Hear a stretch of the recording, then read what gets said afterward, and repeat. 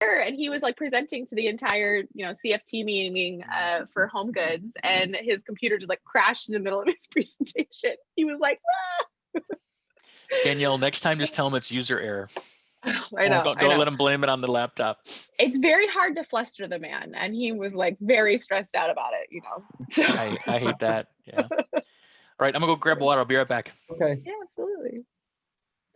Scott, and can you remind me, I know we have actually, I'm pretty sure we've met in person before, and I'm racking my brain. COVID, I'll blame like COVID in 2020. Yeah. Was it at the Glenn Nelson Center?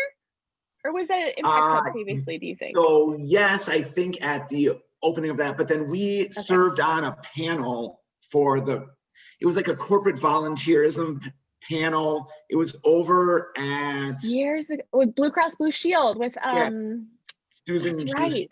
Yeah. Yes. Yeah. Great memory. I'm so sorry that did not connect for me. All good. I was like, I know we've like been engaged in this environment before. It's like, yeah. That's awesome. Cool. Well, admittedly, Scott, I'm really excited to learn about kind of what's happening in your world at Accenture, because I don't have as much familiarity with them. We don't have as many B2B like SaaS products in our cohorts. So it'll be exciting for me to learn more about what that's looking like for you all. For sure. There is a lot of fun stuff going on. Yeah. I can only imagine. Yeah. Do you have a lot of panels and things that you're doing this fall?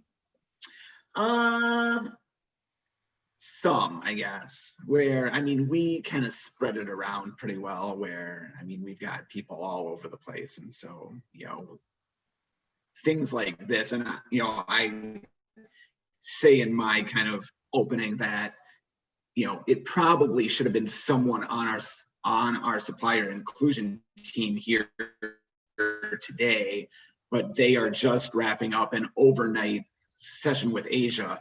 And so, right, we all kind of share and help. They're tired. So, yeah, where I think they like wrapped up at 4 a.m. or something. And I'm like, you don't have to jump in here for this. So, yeah. Wow. That's a wild new experience. I have not had that in my work. Well, and that is a piece of it with a global company, that global roles, the time zone thing, right? It's hard. It's real. It's hard where, you try to adjust and do, here in the like Midwest, right? There's a lot of 8 a.m., 8 p.m. stuff, because that plays pretty well, but it's all over the place. Yeah, for sure. So look at all of these exciting new people coming in. Hello, everyone. Welcome. Welcome, everyone. We're going to get started here in just about 2 or 3 minutes. We're just letting everyone in right now. So please mute your phones, your lines, everyone, and we'll get started shortly.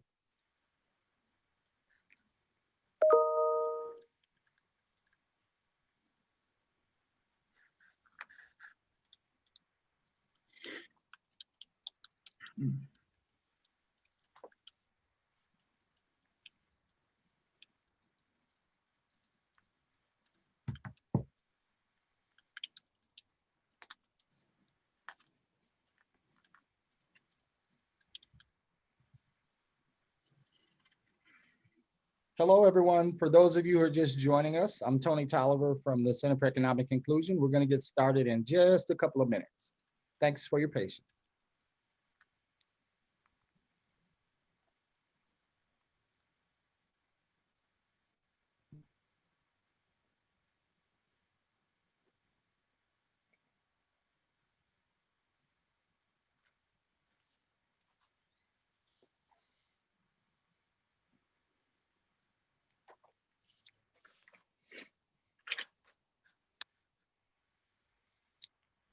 All right, we're going to go ahead and get started. Good morning, everyone. I'm Tony Tolliver from the Center for Economic Inclusion. Today, we have a great panel to talk about procurement and supplier diversity and entrepreneurs and the way they work together in inclusive, from an inclusive perspective. A few housekeeping notes. We are going to have plenty of time for Q&A on the backside.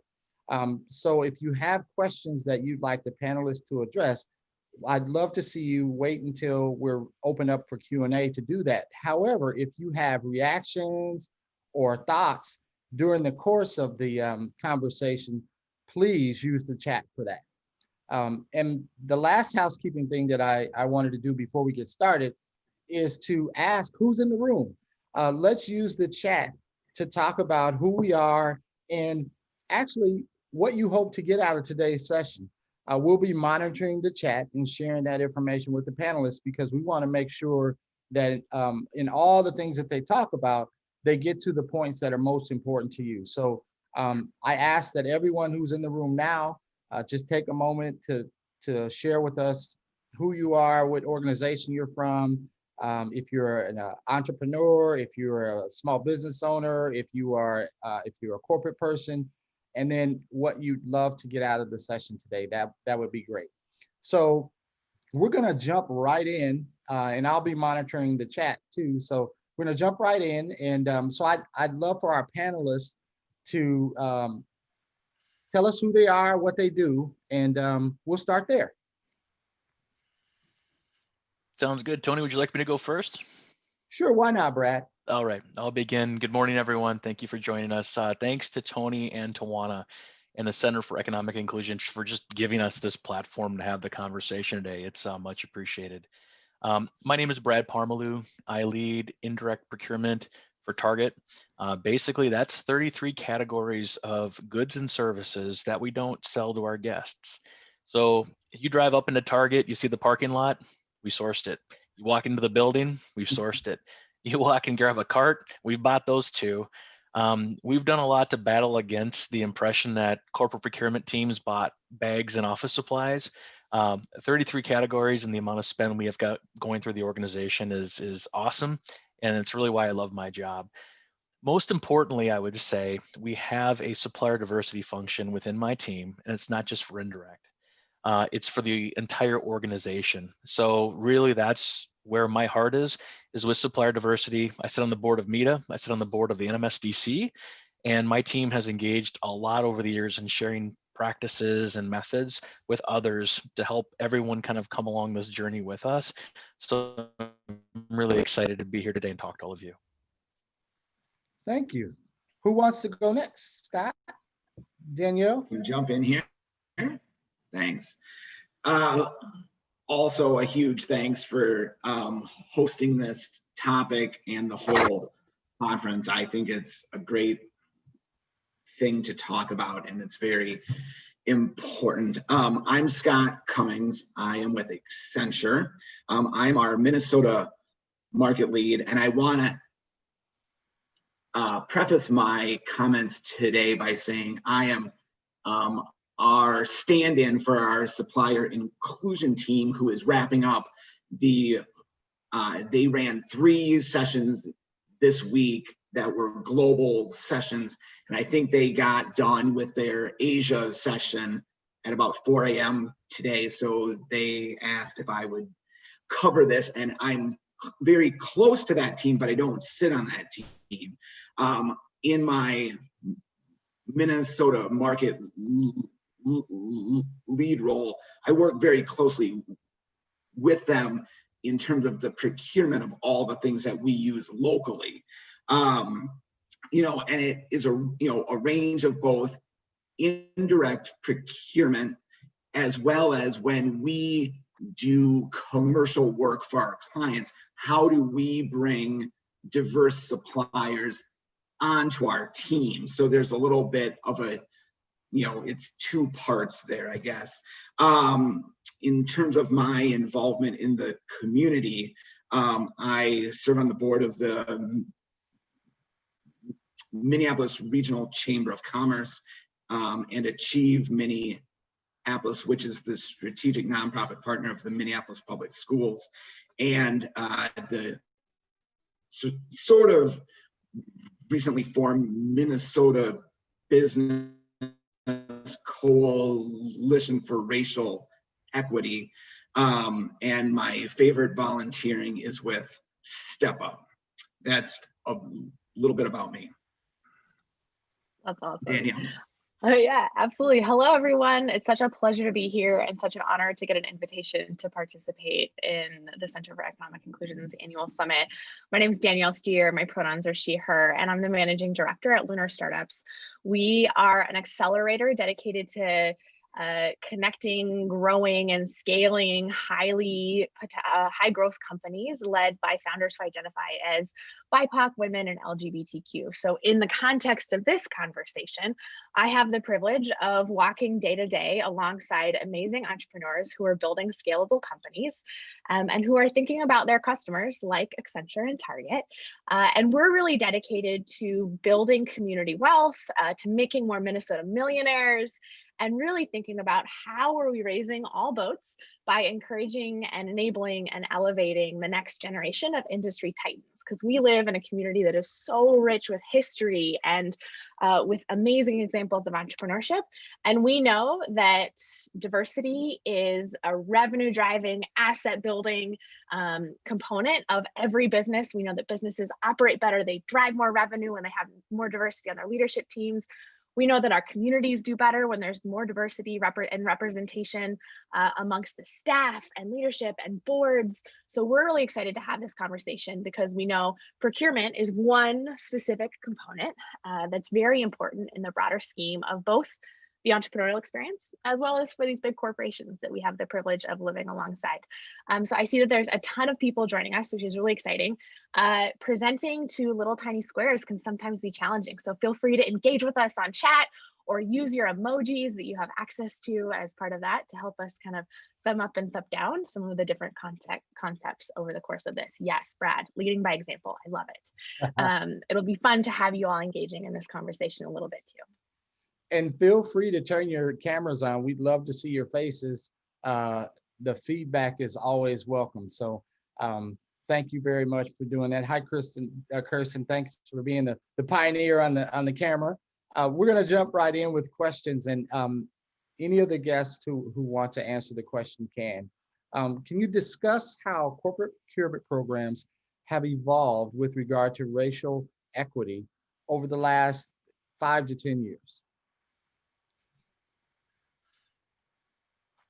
Tony, I can jump in first if you want. I mean, this might be a situation where we don't talk about 5 or 10 years. We talk about the last 5 or 10 months. With the murder of George Floyd, 2 miles south of our headquarters location, it has made a tremendous impact on both my team in procurement and the overall target organization.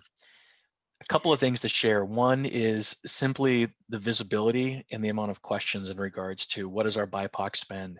What are we doing to increase spend with Black-owned businesses? What are we doing to sell products to our Black-owned and diverse guests?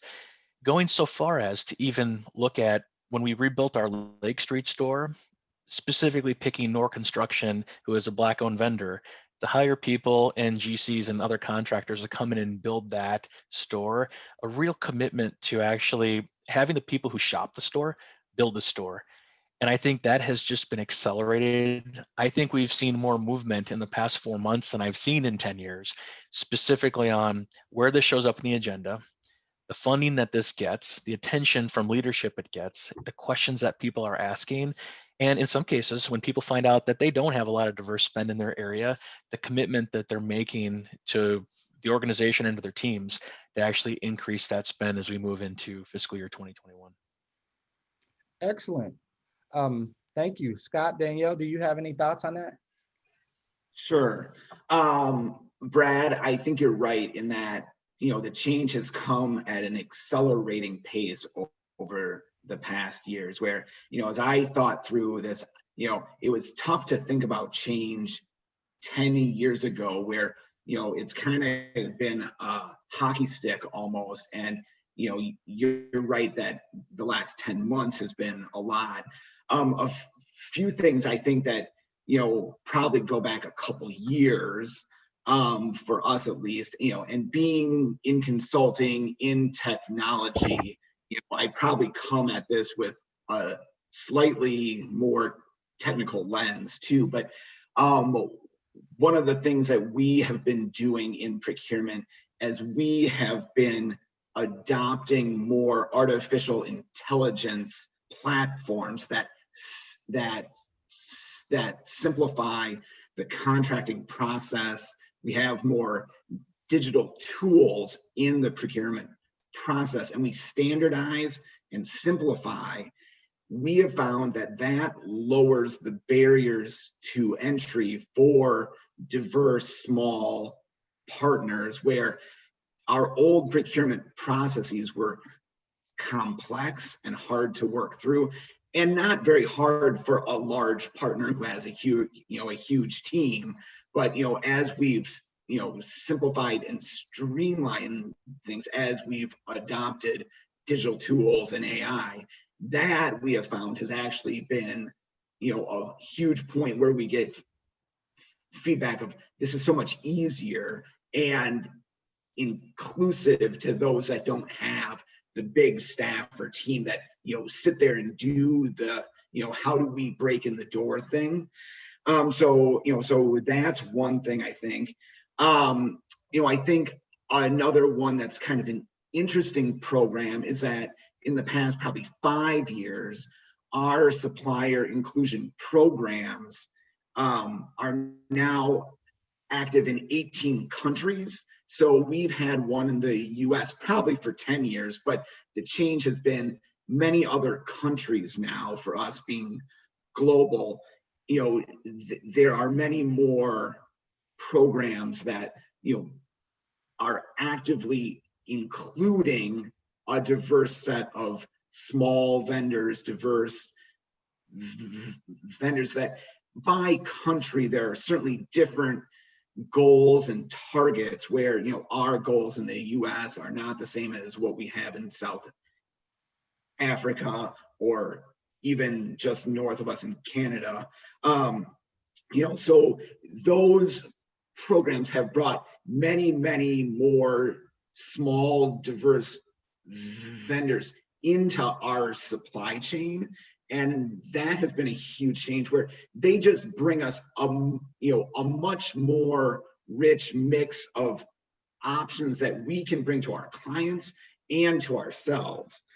And then the third thing I'd say is that in the past few years we've also done kind of simple things, like if it's a small or medium size vendor, we will adjust the payment terms to net 30, where oftentimes large companies are trying to manage cash flow, and sometimes we don't pay on time. For all the smaller ones, we have made it a clear point that we have to. And I have a real quick quote from our chief procurement officer as to why, that I'll read because I just want to get it right. Suppliers cannot innovate if they don't have the money to do so. When we pay on time, our suppliers happy and can practice healthy business, where they can bring innovation if they have resources to do so, and oftentimes that just means cash. That's a great point, Scott. And I'm happy to hear that. There can be cash flow issues with vendors that from time to time, depending on the time of year, the business that they're doing, and that sort of thing. So that's great to hear. Danielle, what are your thoughts in this space? I have so many thoughts. I love those two, those two perspectives. And I think that when we think about supplier diversity and procurement over the past 10 years, and the past 10 months, I think that point is really relevant this year. There's kind of like what has changed, what is changing, what needs to change. And when I think about those pieces, especially for BIPOC women and LGBTQ founders, there's a couple important components. For those that are in procurement, it looks like we have quite a few people who do this for their day jobs. There's a few components. So first is mindset. I think historically what we have seen in the broader community, whether it's philanthropic, in the business sector and others, is that diversity, especially when we're talking about Black-owned businesses, are seen more from like a charity perspective. Like, we're investing in these entrepreneurs because we want to do like economic development, as opposed to having the mindset that these are revenue driving companies. These are companies that are going to help us access more consumers and better serve our clients, and kind of this idea of shifting from I think charity to change, I think is something that we're seeing right now, right? Is that like the identities that we bring forward, identity is always present as humans. That's what our friends at Team Dynamics always say. And how do we take those identities and really leverage them to the fullest so that our employees are doing better, our companies are doing better, our clients are better served, and that really kind of like tails everything up. So that's an important mindset shift that I think we're starting to see that's really good. The other thing is pipeline. A lot of times we hear people saying like, oh, there's just not enough pipeline. You can talk to Shar, who's on this call, you can talk to us, you can talk to Mita, you can talk to a ton of other organizations in town that really work with BIPOC women and LGBTQ founders. And pipeline is actually not the issue. The issue is access. We know that talent is equally distributed and opportunity is not. Women and people of color start their businesses with half the capital of their white male counterparts. People of color are 3 times more likely to get declined for loans or alternative financing that's going to be critical. For example, at Target, if you have to pay a $50,000 shelving fee and then you get an order for $150,000 worth of product, if you don't have $200K in the bank to front that, and you're going to get declined for alternative financing loans, how do you overcome those barriers to be able to get on that shelf and better serve that target audience? And so that's where I think a lot of us in the community are really thinking about access to pathways for growth. And I know the teams at Target are really actively working on this. How do we demystify what it means to work with corporations? How do we demystify what those pathways to scale are going to be? And how do we bring the different resources around together that are going to result in going to market faster and being more competitive in the marketplace and being able to be, again, the retail ones are oftentimes easy to see. If you want to be next to the Bilio razor or you want to be next to the native deodorant, do you have like the pathway for how you can get there and stay there, right? Because that's also really critical. So I think that there's a lot more like demystification happening at large on what those pathways are. And then the bringing in the different resources to try and overcome the barriers that some people just experience, along the pathway, purely because of identity or because of access. If you don't have a cousin who's an accountant or an aunt who is a lawyer, it can be kind of hard to like shore up some of those contracting pieces, right? It can be really expensive at the front end. So I think that what I'm seeing a lot in our work is because we work a little bit early stage, a lot of our alumni and our graduates are getting to the point where they're ready to scale and be more at the procurement stage and be better vendors for a lot of these big corporations. Is can we get barriers out of their way along the way that's going to get them to that point? And we're having a lot more corporations and supplier diversity teams that are coming to us to give us the checklist to say, these are the things that we need these vendors to hit. What can we do to help remove those barriers early on so that we can expand that pipeline? Because again, there's plenty of businesses that are like right at that edge and that just need a little bit of support, or maybe not even support, maybe just people getting out of their way so that they can move to that next phase. And I think those are the really exciting changes that we're seeing accelerated this year, in the face of kind of this social reckoning that we in the Twin Cities, we're at ground zero for. We're leading the nation as it relates to how we are shifting business, how we are shifting economic development. And we have the assets, we have the corporations, we have the intention, and now it's just kind of coalescing into really important work that's, I think, going to make dramatic impacts for the broader community. Thank you, Danielle. You raised some great points, and 3 of which I want to mention as a segue into my next question. You talked about barriers, you talked about getting to scale as a vendor, and you talked about the charity mindset that has existed for so long in these spaces where the relationship between the vendor and the business has been transactional or maybe even charity. So let's talk about the change management required to go from transactional relationships to ones that are deeper, ones that are aimed at both growth on the big business side and the entrepreneur or the small business side, so that there's an intentional effort to close wealth gaps because everybody wins. Let's talk about the change management required to do that work. Who wants to go first? I can jump in there. A couple thoughts. To go beyond transactional procurement, we developed a new organization called Procurement Plus. And it's an overarching philosophy of working with our suppliers and our ecosystem partners to advance key priorities that look at the environment, human rights, inclusion, diversity, social innovation.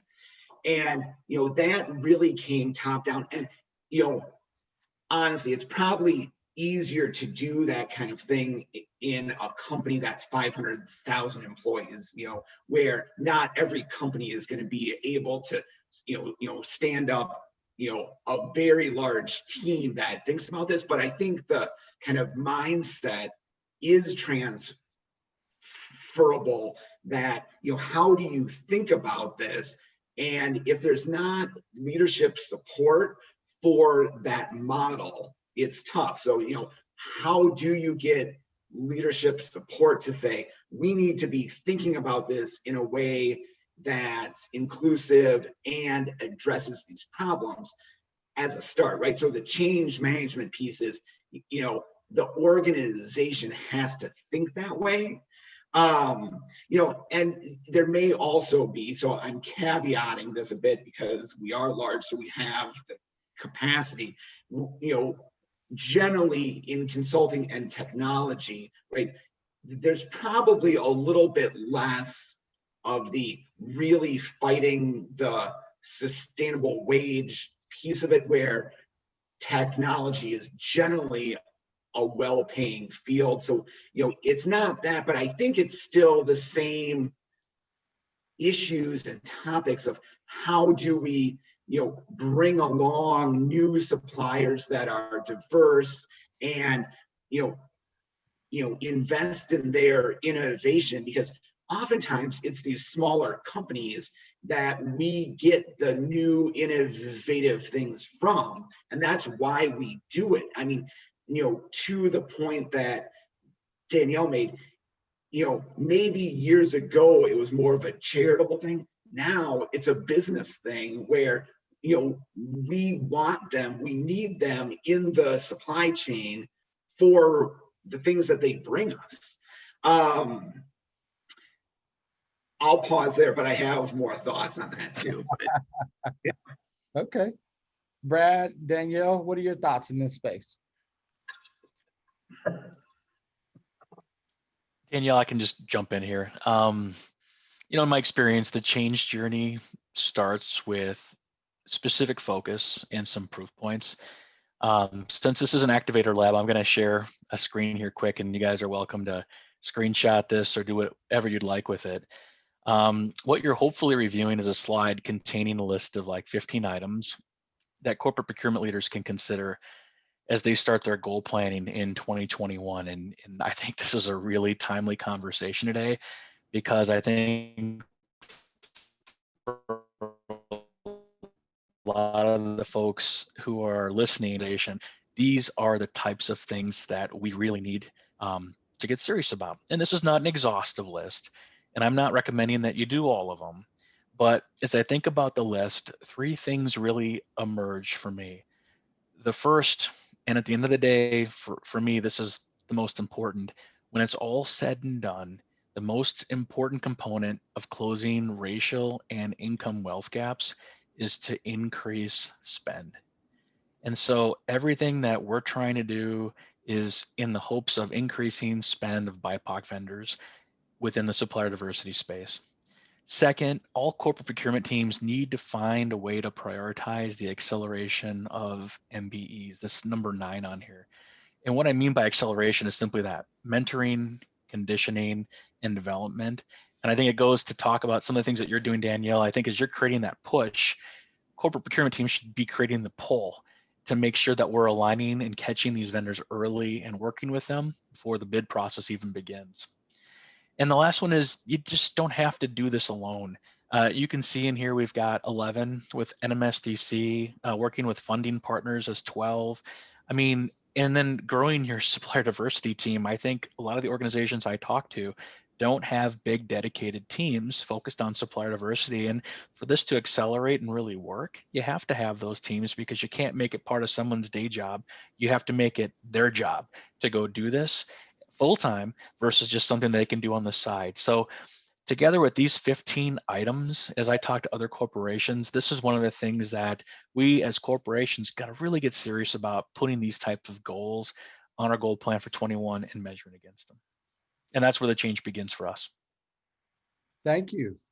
Thank you. Thank you. And we can make that list available to folks if you share your email address, or if you connect on LinkedIn to Brad, Scott, and Danielle, they can offer you other resources as well. So Danielle, do you have any thoughts in this space?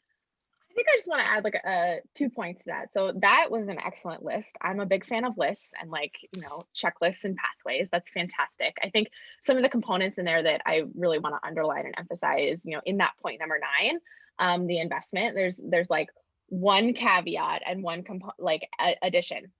We know that Black, Indigenous, people of color entrepreneurs are over mentored and underinvested.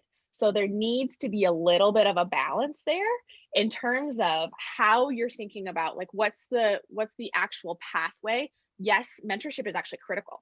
It's really the social capital that's the core of that mentorship that gets to opening doors, that gets to activation and sponsorship and advocacy inside of an organization. And so I think that in addition to making sure that your team has access to being able to mentor emerging entrepreneurs and emerging vendors, that there's also kind of like, what's the clear pathway for success for them? Or, you know, what's the payment model for that? How are you investing literally? And I think to what Target is doing is, like, investing in that pipeline is going to return later on. It's really a worthwhile investment. The other thing that I think it's always important to remember is that anytime we're looking at change management, the hardest piece of that, and yet the most important, and also what, you know, corporations can't control at large, is the change in ourselves. And I think that's a really important part of this conversation of 2020, of our community, in regards to, like, how are we as individuals pushing ourselves to explore people that are unlike us, to explore customer segments unlike us, to explore experiences unlike us. And that goes for everybody, right? As a white woman who's upper middle class and extremely privileged in my life, I work really, really hard, you know, as an example, to be able to pay attention to, like, what other communities are saying, what are the other pain points that people are feeling, what are trends in different marketplaces that I might not understand, and that helps me to not only enrich my own experience and to be more empathetic, like with my colleagues, but to also start to understand, oh, I didn't know that I had that one type of mindset or bias, you know, maybe I'd like to change that for myself. And then that's going to improve my business later on, because I'll see a new opportunity from shifting that mindset. So I think it's always important to kind of return to, like, what can we as individuals do? And how are we making sure that we're doing that on a daily basis? It's really like a daily active practice for expanding our knowledge and worldview, and for thinking about, you know, what might someone else's experience be radically different than mine at this time. And I think that's the only other thing I would add to kind of the very delightful, detail pointed PowerPoint slide on that topic. Loved your comment, over mentored and under invested. That's something that we've talked about a lot this week at the summit. And so thank you for lifting that up. I actually have a data point on that in case it's helpful. We did a survey across our entrepreneurs in the network and found that on average, it takes our entrepreneurs 36 coffee dates, because if you are in Minnesota, you know, we love our coffee dates here, and people are very generous with their time. 36 coffee dates to create tangible action or move the ball forward in a company for BIPOC entrepreneurs. White males and also white women, the average is 6. So there's really, like, a difference in scale in terms of having people help you move the ball forward, you know, when you're going through these mentorship experiences or one-off coffees. So it's really critical to be thinking about, like, okay, I've had a coffee with a person. Can I actually help them? And if not, can I actually find the person that's going to help them kind of move the ball forward? That's one of the things that we try to grapple with in our program, at least. That's very interesting. I may steal that and use it sometime as we do our work. So thank you. Let's pivot a little bit and talk about some areas that you're leading or partnering in this work and some of the things that you've learned along the way.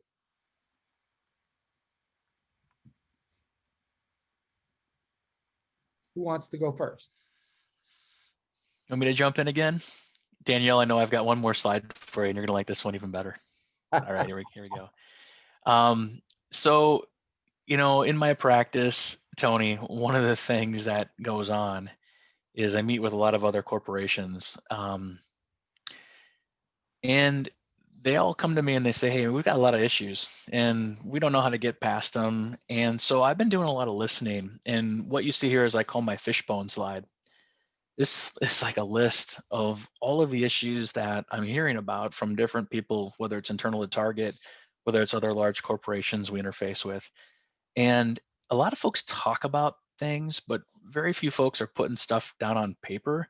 And so what I've tried to do, and again, there's another document, Tony, we can share out to everybody, is I've tried to map all of the issues that I'm hearing and kind of collectively putting them all together with the procurement process as you kind of see it going through identify, connect, prepare, all the way to the event. And hopefully, Scott, this looks very similar to, I think, what Accenture does. You guys might have a 5 chevron or a 4 chevron process, but a couple of things I'll point out here. First, when we talk to different organizations, a lot of them stop right here at the event and they feel that once they get the vendors to this point, everything is good because they've gotten to participate in an event. And to me, that is just not going far enough, my opinion. And we've really worked hard with people across the organization. So we've got to carve out time to onboard and we've got to carve out time to retain and grow. Because typically if we skip that, and a lot of teams do, you know, they're just happy to get a BIPOC vendor in and they've gotten a portion of the business and they can celebrate that as a win. Post award issues, all of a sudden we're having some, you know, supplier performance issues. And then next time we have to go out and bid more business, they don't want to include them. And it's because they haven't invested the time to onboard and retain. And now all of a sudden it creates this vicious cycle where we've given them their shot, they didn't do a good job. And you know what, we're going to maybe skip them for the next time. That's something that I'm battling with right now and something I'm really trying to drive forward within the organization. The other thing I think is really important, and you can see this, I've highlighted in this box here, this has been one of the biggest fundamental changes that we've seen within my organization, is in the past, it was really, hey, sourcing, hey, procurement, hey, supplier diversity, are you driving this forward? Why aren't you making more progress here? Why can't we have access to more BIPOC vendors? The realization really is now that everything's happened in post George Floyd is that this is not sourcing led or procurement led. This has to be business led, supported from the CEO. But procurement and sourcing have to be able to enable this. And so what I'll leave you with is, where do you start? And I'll just give you my own practical advice, and this is where we're doing it, is we've picked a couple of these and we've developed levers, and those levers have gone into our procurement process. So it's just not a one-off, or it's not something that we do specifically for a certain type of bid. It is the way. And so as my team works through the procurement systems and they think about who they include in the vendors and we talk about mentoring, all of this is built into the process as the way. We've only got 5 of these. I think if I partnered with Danielle, I could probably come up with a couple more for us as far as levers.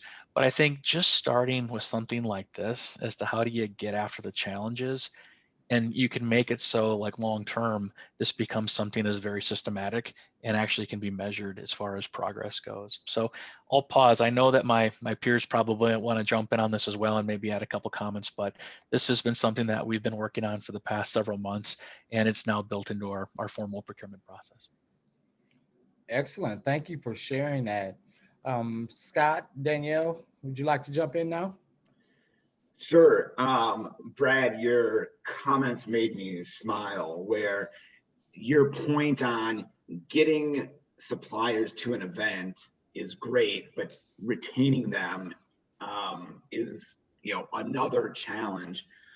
I'll share a story of a thing that we do that I think highlights that, and also kind of speaks to the change that we've seen too. But we run a program that we call our Diverse Supplier Development Program. And I think over the past few years, we put 165 vendors through it, and they're the ones that meet all the certifications that we really like, but who just aren't quite there. And so we assign them Accenture mentors to help them progress to get to where they need to be.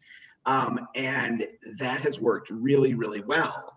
And the thing that we have found though, and we kind of ran that playbook and still do, and people love it, but we had to create a second tier to address just what you had talked about, Brad, was kind of the supplier program plus, where we brought some back in and said, the things that you do are so great, we don't want to lose you, but you need a little bit more help here and there. And so we had to create this like second level program that was a reaction to we're seeing such good stuff come through the first program, and then how do we continue to build them? So it's not like they go through the program, it's about a 1.5 year long program, and so they learn a lot in that time, but there's still more room to grow and more room for us to invest in them. So our program, now we're starting to roll that out in other countries as well, where it was, certainly a thing in the US that, we led on. But, I think in the next few months, we have one that's rolling out in Germany and Mexico and Switzerland. And we, so now we have several. And, if the companies aren't willing to invest and put a stake in the ground and say, we do this and we care about it, unless there's the corporate support from, a whole bunch of people that, put the time in to actually get them to where they have to be. Okay. Thank you. I only have one small thing I want to add to that, and that's the emphasis on something that was kind of noted earlier, I think by Scott. Oftentimes when we're looking at entrepreneurs and emerging, businesses, small and medium-sized businesses, they are closer to the ground and closer to your customer than you have been in years.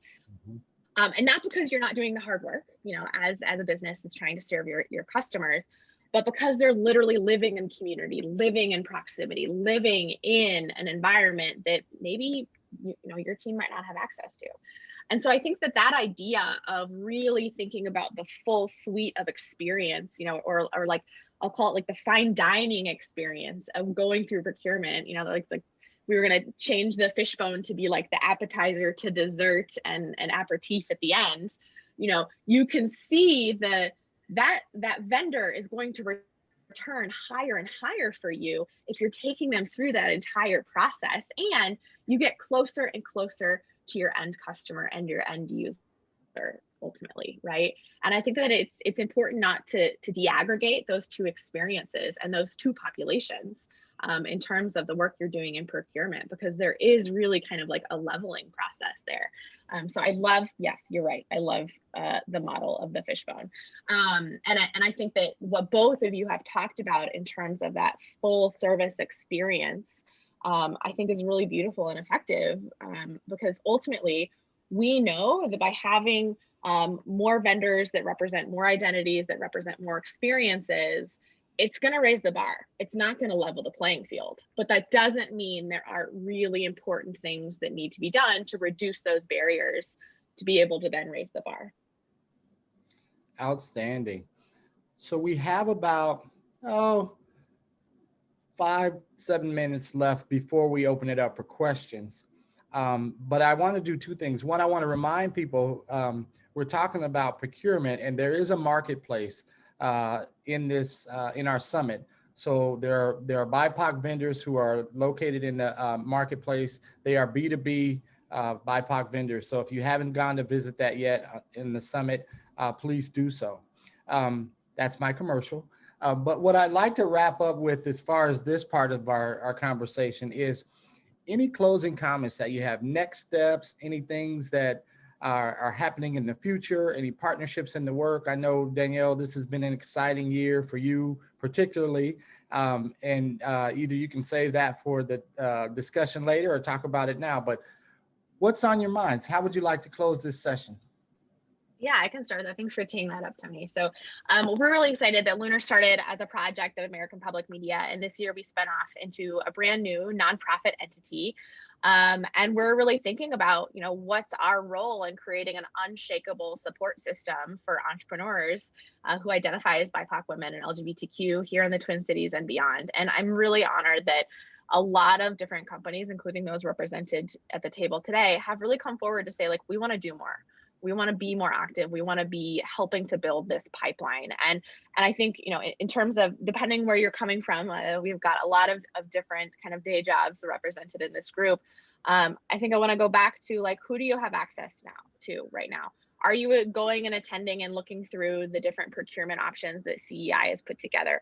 Have you checked out the membership at Activate Network? Shar is on this call. They have an amazing group of entrepreneurs that are part of that. And as like a side plug, in case you aren't aware of it, Black women are creating businesses faster and at an alarming rate, more than any other demographic across the country, and yet they continue to be underinvested. And so there's a huge opportunity to be serving a broader population of people and really investing in, like, the next phase of entrepreneurs. We have a ton of organizations like Activate Network, like Fearless Commerce, like MEDA, like a ton of other programs. We in the Twin Cities have a growing and robust entrepreneurial ecosystem. There are a ton of organizations and programs and CDFIs and a ton of other institutions that are all trying to work together to make this the place for growing small and medium-sized businesses and creating bigger, broader, more wealth generating pipeline for corporations. And so I think, my invitation is to connect with the organizations in the entrepreneurial ecosystem, because we're the ones that are really trying to shore up at the early stage, be a part of our programming, a part of our ecosystem early on, so that we can create the pipeline, so that we do know what your expectations are, so we do know what milestones our entrepreneurs need to hit, so that they can be more successful with you, and ultimately you can be more successful with your clients. So I think, if you're not already plugged into the entrepreneurial ecosystem here in the Twin Cities, like, call us up, call up Greater MSP, call up Forge North. We want to make sure you get plugged in and you know who's doing what, where, at what stage, so you can participate effectively.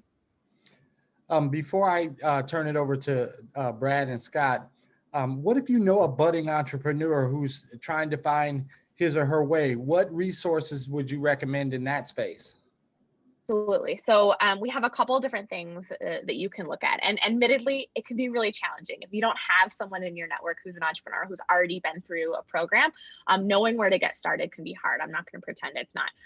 But I think Forge North is a great kind of central clearinghouse for programs, incubators, institutions here in the Twin Cities. So if you go to forgenorth.mn, there's literally a resource navigator that you can go look at and search programs or search mentorship.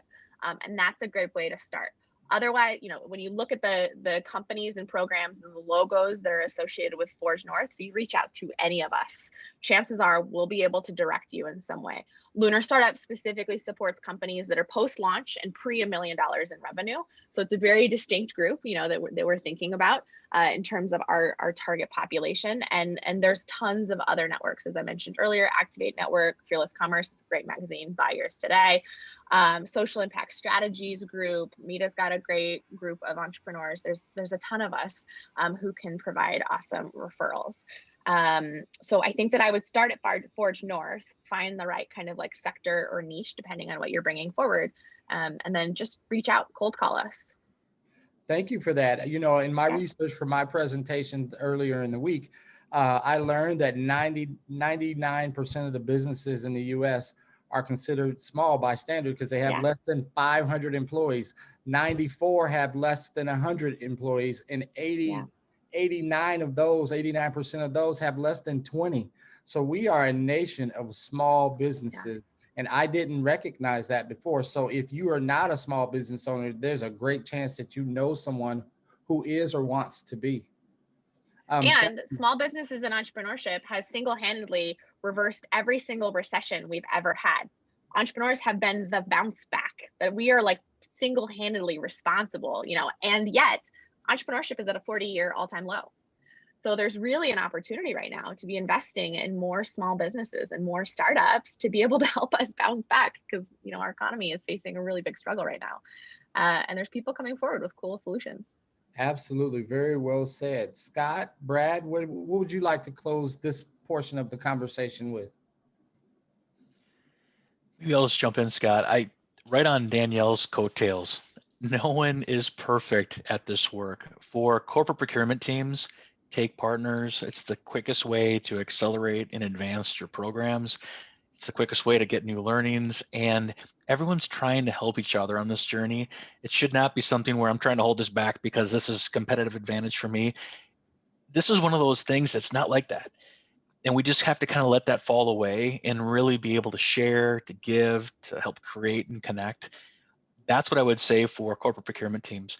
For some of the smaller BIPOC vendors that might be listening, I would simply say we've invested a lot in our supplier diversity team, and they are really motivated to meet you, understand what you do, plug you into the right programs, and really give the aspects to you as to what you need to know as where you should focus. To your point on 36 coffee meetings, I mean, I love that we've got a Starbucks in every Target store, and I think a lot of those meetings happen there, but we don't need to be taking 36 meetings to get something, you know, big going with the corporation. It should be there with 6, maybe even less. So leverage your supplier diversity teams. The wrong way to go do it is to find Brian Cornell and John Mulligan and send them an email saying, I sell this and I want to talk to you guys, and no one's calling me back. The best way is target.com, supplier diversity, find out who we are, and we will be in contact with you very shortly and kind of tell you how it all works. This team is really motivated. We've got inclusion goals, we've got award goals. So they've got it on their annual reviews. So they want to make this happen as bad as you do. That's the right channel. So I would just want to encourage folks to think about it like that. I actually went to that space in preparation for this conversation, and I was really surprised at that was available. I've worked in other spaces and places with companies where I worked hand in hand with the procurement folks, and it was a deep, dark secret how you got in. And it was pleasantly surprising to see that you had a website to kind of engage. And the first thing it says is get to know who we are. Which I think is very important. So thank you for lifting that up, Brad.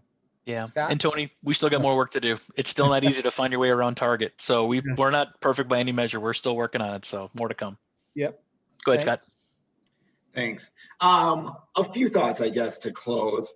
One, while we are proud of what we do, I think we all have more work to do. I just looked it up. Our U.S. procurement spend with diverse suppliers is 34%. So that's great. But, there's certainly another 66, that's on top of that is, there. So, so there's always room for improvement on all of our sides, I think. A couple pieces or thoughts, I guess. One thing that we look for, I guess, is, the certifications where, that's often where we pull in. Now, again, we're a little different where different types of, technology vendors, but, certainly the certifications, through Disability N, WeBank, all of those groups, those are certainly a great place for suppliers to be engaged, for us to help find them. Again, much like Brad said, we have a whole, site on our portal about how to engage. A couple things that I'll just highlight that we're doing that might be helpful, both to other corporate peers and to suppliers. To the point of, we've seen a lot of change in the past 10 months. We launched a Black Founders Development Program, just because we saw the need so much. And, there we will be running cohorts through that. We're still in the first one, but that one I think will continue on because it's gone so well. And then I've talked a bit about our Accenture Diverse Supplier Development Program that has historically been run at the country level. We, as a Minneapolis office, are putting in a budget request to run a local cohort of that, which it's a fabulous program, but it's always pulled in any given program, right? There's 20, 30 vendors in it, so there's maybe one out of each state. So we're hoping to run a cohort of that locally here, and probably partner with some of our clients who want to be involved in that, which I think could be a cool sort of employer corporate led program that could help upskill and ready some suppliers. So kind of watch for that in 2021. And then, I'll take one last, spin at this where, as I said at the start, I don't sit in procurement, even though I'm very close to the team. I think the other lens that, kind of jumps out at me is, for us, where we don't sell a product, we sell services, the talent supply chain is also a key place for all of us to, just think about, how do we lend our skills to help educate and train people in, skills broadly. And I think that talent supply chain plays into the procurement chain as well. That's an excellent point, Scott, and thank you for lifting that up. We're going to transition to the Q&A. We're a little bit over on that time. I apologize to those of you who are here. There are a couple of things that, if we have time, that I want to specifically have our guests lift up if we have time later. So if you could write this down. Excuse me. One is, talk about your tier 2 relationships and how you make sure that the folks that are part of your tier 2 also benefit. Do you hold them as accountable, your vendors accountable at each level with the same level of accountability? And then for Danielle specifically, in the cohorts that you have, do you invite the Brads and the Scott Cummings of the world to meet the new business owners or the folks who are learning in the labs that you do? And I'd love for you to speak about that as well, if there's time. But I want to turn it over to our participants today and open up the floor for any questions that they have. There've been quite a few things on the chat. I know if you guys haven't had a chance to look at the chat, please do, Scott and Brad and Danielle. Particularly, I know that I think it was Dr. Williams had asked for an email address for resources and things. So I want to make sure that we call that out. So if there's, I'll get out of the way now and open up the floor for your questions. So who has a question for the panel? Dr. Williams, was there a specific resources that you were looking for? Can you expand on that? Yes, the maps that were shown, I think Brad had a couple of them. They were really interesting from that standpoint. We're developing entrepreneurs through the Metro State system. So all of this is interesting. So I think this concept of your talent supply chain, how can our educational systems help pipe in and make sure that we're cultivating students in a way that they can then pipe into the resources that are available that you're sharing.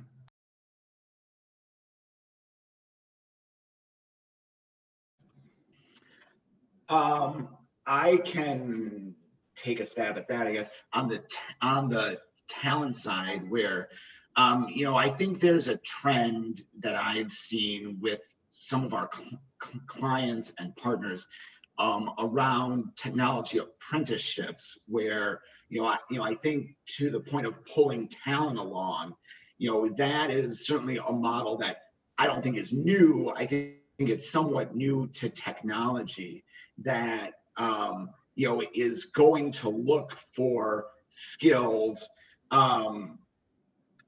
in new places, and it's important where I think it was Danielle who said that talent is evenly distributed, but opportunity is not, which is kind of the foundation of the apprentice program for us at least, and for the other companies involved. And I'd say that that's one place where a lot of skilling can happen. Okay, anyone else want to chime in on that? Okay, who else has a question? I have one for the panelists. I know Shar Dobbs had lifted up in the chat about some of the work that she was doing. How important are certifications to you all? For Danielle, do you encourage your folks in your cohorts to get those certifications? For Scott and Brad, do you require certain certifications, or is it something else that is the baseline standard for you? I can speak to probably from both sides a little bit. So when we first got started, it actually wasn't one of our core milestones was to have those certifications embedded in. We, helped our entrepreneurs as they were going through the process, but in speaking with more of our corporate partners and looking at some of the different customer pathways that we've seen many of our entrepreneurs going, it is something that we've built in terms of a core competency to say, like, are you ever going to pursue this line of customer segment? If so, let's get you those certifications immediately. And so one of our experts in residence, Dion Gums, actually recently went through the process of getting her certification as a minority owned and women owned business. And so she recently did an entire training for our community on this is what it looks like, this is how long it takes, the documents that you need, just kind of demystifying some of those pieces. And going forward, we'll be building that in more specifically into our program. To your earlier question about how we bring in different experts and procurement teams, we've worked really closely actually with the procurement team over at Target because we have quite a few consumer packaged goods, one of whom is going to be on the shelf here pretty soon, Bim Bam Boo. So we do bring in a number of experts. To my earlier point about being over mentored and under invested, our entrepreneurs told us that the mentorship programs in the Twin Cities weren't working for them. So we actually shifted our mentorship model to be an expert curation model. So what we have is 90 plus professionals in the Twin Cities in 16 different business segments who are essentially on call for no more than 5 hours of pro bono consulting or advising per year. And so when one of our entrepreneurs has a question or issue that they're interested in solving for themselves, they fill out a form on our side. Then we connect them and have a very explicit ask with that expert and say, hey, this entrepreneur has this problem. They need someone to help remove this barrier for them to move forward. Can you do that? And the expert can opt in or opt out, if it's not the right time of year, or if maybe they don't quite have that expertise and we thought that they did, we can move on to the next person. Then the entrepreneur and that expert go and have the meeting. It's not, kind of like a mentor swarm or like a speed dating thing. It's like, this is the problem. This is the outcome that needs to be achieved. And then our goal is that relationship building, happens outside of that. And we coach our entrepreneurs on that. But really, in the context of 6 months, which is our program, we don't assume that we are going to be able to instill kind of these long form, deeply seated relationships, across vast networks. Our goal is to seed those relationships, seed those conversations, but make them tangible and actionable and valuable, so that after they leave our program, when they're moving on to the next segment of their business, they have those contacts. They know who to call at Target when they're like, okay, I'm nearly ready. I've got now 2 SKUs I'm ready to bring forward to you, or whatever else it might be. They have those contacts to be able to move forward with that. So I think that's kind of like the in between is like, yes, those certifications absolutely matter, especially, in regards to like, how do you be competitive as an entrepreneur in these fields? And, thinking about like what those pathways for social capital and engagement are is really critical. So you mean to tell me that you don't encourage them to write the CEO and introduce themselves? That's not what you do? It's not. I haven't found that to be historically effective. Oh, we have a couple of questions from the group. I know that Kat has one, and then Melanie, and I think there's others. So I'll let them jump in right here. Hi, everyone. Kat Campbell Johnson. I am newly the head of supplier diversity and inclusion at Ecolab. Like Brad mentioned, lots of new attention and focus as of this summer. Great thing for Ecolab is we do have, the support from the top. My position was, I was named specifically by Doug Baker and our new to-be CEO in January, Christoph Beck. So, I've got all the support I need in that element, which is great. I think one of the things you mentioned, Brad, was, using partnerships to accelerate. And I think, we have sort of I'll call it the sort of traditional supplier diversity partnerships with our great, partners that have been, in place, the NMSDC, WeBank, WeConnect International, of course, Ecolab's global company. But I'm curious about your thinking, Brad, on some of those other partnerships. Obviously, the Lunar is a great example, but talk a little bit more about, sort of the new trending partnerships or some of the more, non-traditional thinking on how we can bring partners in and do some additional acceleration. Yeah, Kat, nice to see you again, and congratulations on your role. It's very exciting to see that Ecolab's making that investment. Yeah, thanks. I'll give you a couple of examples, and these are just additional ones outside of the current ecosystem that I think most folks are thinking about. I don't know if you've heard of Ascend. They are basically across some really large cities in the US. Ascend Twin Cities was just basically stood up in conjunction with META.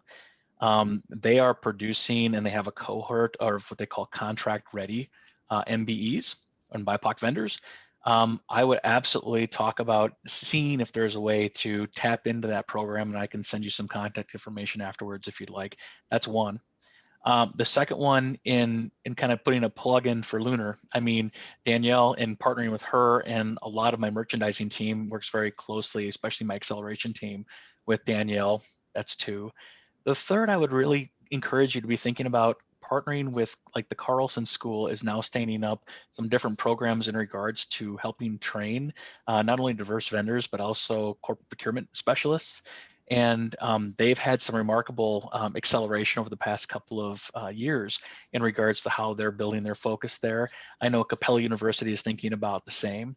So I think, on the education front, on the connection with companies like, or organizations like META and Lunar, I think are some really other great places to start, specifically here in the Twin Cities. Kat, the other one I'll throw in there is the Itasca Group, Business Bridge.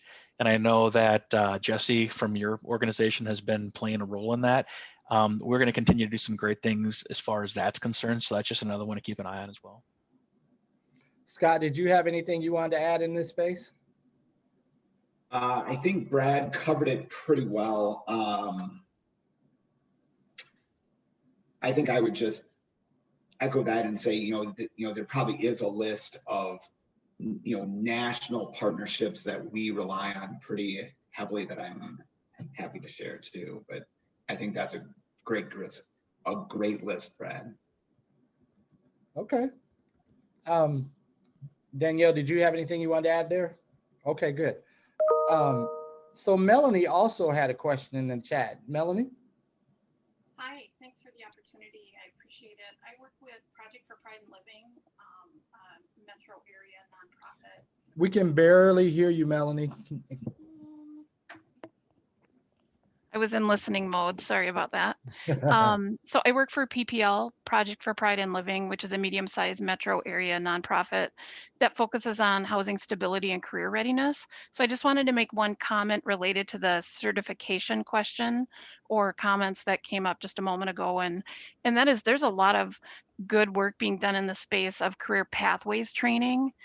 So PPL, for example, partners with many different business partners across a variety of business lines like banking, healthcare, where we work in partnership with like the banking world, for example, to develop curriculum. They help fund the program. They help devise a curriculum that's appropriate for that industry. And then at the end, I mean, it's a win-win, and folks end up in a position of making a living wage while being offered a career laddering opportunity as opposed to just the number to McDonald's, because they're hiring. So just encourage people, if you're not aware of those programs, there's a few places just doing that really well, as a way to help folks be wage earners that they can live on, but also opportunities for growth that's not requiring a college degree. My question was, I know we're talking a lot about large scale procurement. I'm just wondering if there are some resources that help support small BIPOC businesses. For example, let's say I need food for 400 people or 200 people, and I want to support a small independent business that's BIPOC owned. I'm having trouble finding anywhere where there's a really good way to engage with small businesses that might be struggling on the technology side. They maybe just don't have enough people to manage kind of whatever, whether it's taking orders or whatever. So we've run into that a few times where we're wanting to spend our dollars in a way that supports small business. So just, I'm wondering if there's something out there that I just have not come across yet. Danielle, yeah, I think it kind of depends on what some of your goals are. So for that one, for example, Soul Bowl, I have hired them to feed 350 people before, and they did an outstanding job. I think that it's, if you're looking for maybe access to new restaurants, the Okra app is a great one that has BIPOC owned restaurants across the country. So I think that there's kind of there's two questions I'm hearing there. Like, how do you connect with businesses that maybe are smaller and don't have the capabilities to meet like higher inquiry orders? And then maybe the underlying question is like, what should your role be in trying to elevate or like remove some of those barriers so that they actually can? Because I think ultimately there's a lot of those companies you can go find. It's a matter of where are you willing and able to adjust your expectations so that you can enable someone to be successful in that role. Right. I think so. Some of it, right. Some of it's about information. So we at every turn purchase what we need when we can from BIPOC businesses. What we run into with smaller businesses is they just don't have the infrastructure. They maybe don't even offer online ordering or whatever. And again, this is just a small example, but is there someone that is helping to support any efforts there? And then to just a way to collect that information so that it's readily available to companies and businesses that want to support those small businesses. Yeah, and I think that's where like the Forge North is a great example. I think it, like, all of those businesses have different needs. The one thing we know about entrepreneurs is they're going to put out whatever fire is biggest in front of them first. And so I think being a part of a program or a cohort I think is really critical. It's one of the reasons that, more organization or cohort based programs, I think or membership based programs are effective. I know Shar is on the call, and the Activate Network has really great support systems for helping their entrepreneurs and their membership to know like what are the next steps for evolving their businesses. I think that's one of our roles is really our goal is to get entrepreneurs capital ready, and that could be bootstrapping, investment or like traditional financing. And so that means the back end infrastructure. Do they have the tech needs? They have the sales needs. They have the legal protections. And so I think that we're not alone in that in the work. NDC is doing some of that. MEDA, African Economic Development Center, Latino Economic Development Center, Latino Leads is doing mentorship. So I don't have a great easy answer for you, quite frankly, but because there's so many different industries and kind of sectors for what that looks like. And I think that's the place for improvement here in our local community. But if you're looking to refer those companies into programs that can help get them to that next phase, I think that's a good way to do it. The other one I'll say is We Sparkle. So Michelle Marins, who was formerly at MEDA, has launched a company called We Sparkle. It's an AI personal assistant technology. If you schedule an appointment with me, you get to use it. But her whole goal is around streamlining customer engagement, specifically for BIPOC owned companies and small businesses. And so she has an amazing directory of locally based companies that are really looking to kind of beef up their infrastructure. And again, a lot of them need support. Trio Plants is another amazing restaurant in town who saw really firsthand when all of these people wanted to go buy black and were trying to get a ton of vegan food, and they were like, we don't have the infrastructure to do this. We don't even have the line cooks to do this. But luckily, someone came through and saw that there was a need there for some upfront investment. And now, Trio can feed a ton of people delicious vegan food. Pimento is another amazing organization that's Tommy great. Davis is a great friend of mine. I'm glad you mentioned that. Yeah. Oh, yeah, he's my neighbor. He's here because of me. We'll talk about that on a different day, though. Ooh, all right. So I'll stop there because it's a complex answer. But there are the institutions in town, and we're looking at how do we work better together to be able to clarify those pathways for growth for those entrepreneurs. I'm glad you lifted up several names of small business owners. There's one that we've used quite a bit, Zamaya Delicious, Zamaya. They've done events for us since I've been with the organization over the 4 years. Robert Taylor is the owner. You can find them on Facebook, Zamaya Delicious. We have a few more folks who have questions. I know Aaron had a question, and then we had another question from, I forget who the other person was, but I think it was Shar. So Aaron and Shar, and there's lots of activity in the chat. So I want to make sure that everybody continues to use the chat and read the chat and that sort of thing. So Aaron, you want to ask your question? Yeah, thank you, Tony. So Aaron Anderson, state of Minnesota, supplier diversity, great information, great stuff. So thank you, everyone.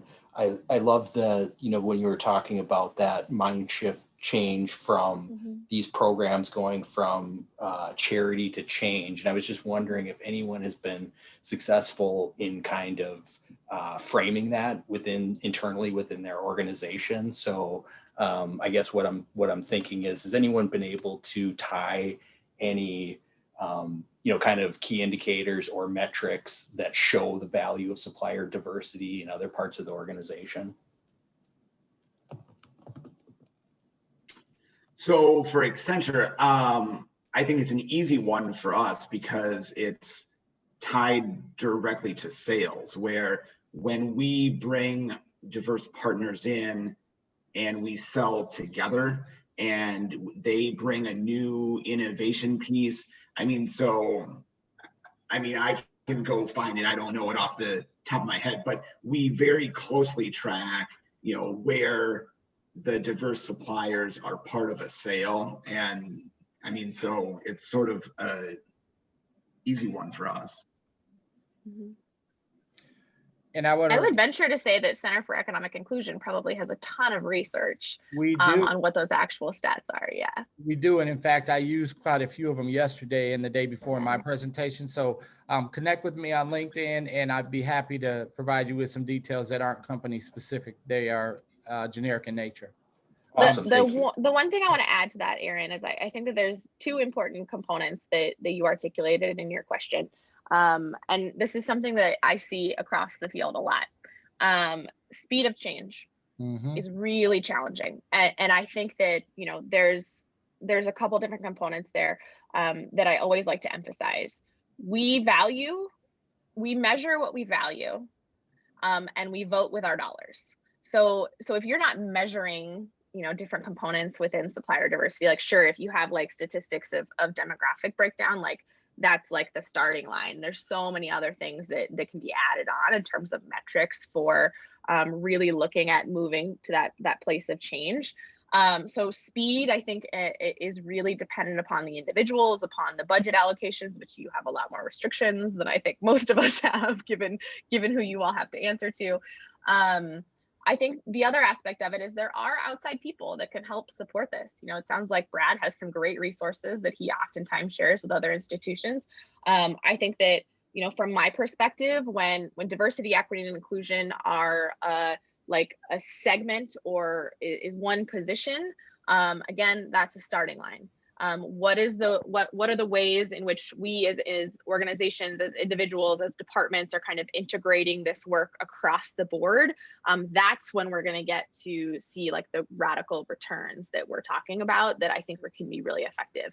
To tell a story perhaps inappropriately about Target, one of the things that we've been seeing is that the integration around diversity, equity, and inclusion and racial justice, really specifically in between the foundation, the accelerator, and the supplier diversity teams. Like as an outsider, we've seen, you know, the start of the integration of those different strategies and departments in a way that is creating really fast actionable change. You know, they're focusing on the Black guest, they're focusing on the Black vendor, they're focusing on their Black employees, because they know all boats are going to rise when there's kind of like a really deep, intense focus on some of these other components. And so I think that like that ability to bring more people to the table is part of the conversation. And if you need recommendations for outside help, you know, Center for Economic Inclusion does great facilitations and training on this.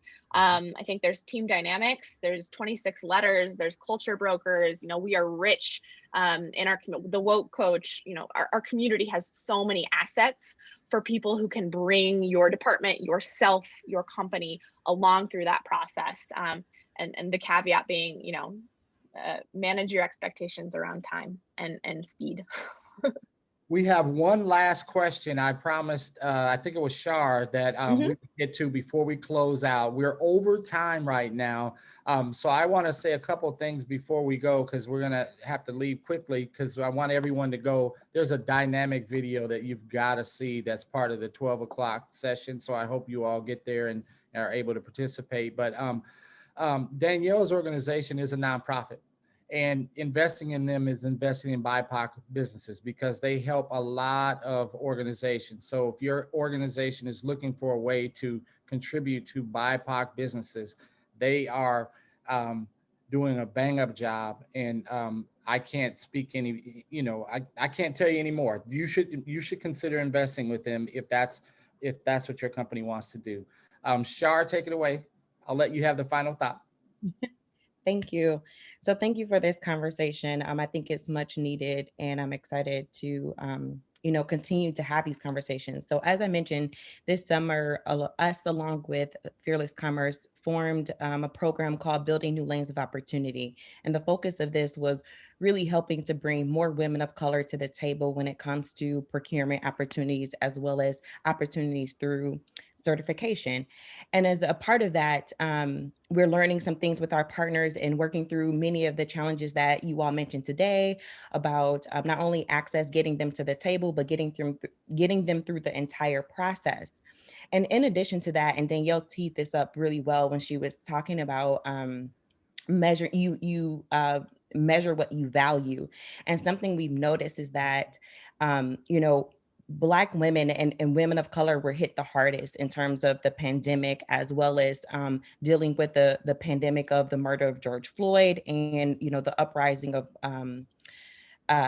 racism and things like that. So with that, I feel like, what the conversations we've been having with partners is that Black women and women of color are getting lost in the data when it comes to diverse numbers. And so my question to you is, what are you all doing for the accountability of making sure Black women and brown women are not getting lost in your data points? Because often we find that, diverse women, our partners are saying, as they're digging deeper into the numbers, they're seeing that, a big chunk of our diverse numbers are white women. And so I want to know, what are you all doing to take those new steps to make sure that we aren't getting lost in your data points? Anyone can take it. Everyone can take it. No one can take it. We can take it offline. The choice is yours, panelists. Yeah, Shar, just Brad. I think you raised a great point. I think most organizations, when this all happened, really focused on just diverse spend, and they thought they're going to continue to focus on diverse spend. We've taken a click down and really looked at our racial ethnic spend and where we've identified, where we are and where we're not spending as much as we probably should be with different racial ethnic groups. I think your challenge is right on, because typically if you look at women that are certified women business enterprises through WeBank, we typically just group those into a general bucket. I think it's probably worthwhile for most organizations to take that click down there as well, to then break it down to the racial ethnic makeup of some of these women business enterprises. And I think that's a great challenge for large enterprises that are thinking about, continuing to progress on their journey. I like the idea. I would say disaggregate your data is what you're asking them to do. And I'll tell you, Tony, you can certainly tell who's there and who's not, because those that are not doing that really don't understand kind of what deck of cards they're playing with, and they may not be prioritizing things correctly because they just don't understand where their data is. Absolutely. All right. Well, on that note, I wish we had more time. I thank you so much for your participation. Please connect with any and everyone who is on this call through LinkedIn. I know there's been sharing of emails and resources. Reach out to me, Center for Economic Inclusion. You can find me on our website. Thank you so much. I hope you'll join us at noon and have a great rest of your day. Thank you for having us. Thanks, everyone. Thanks much. Thanks, everyone. Great job.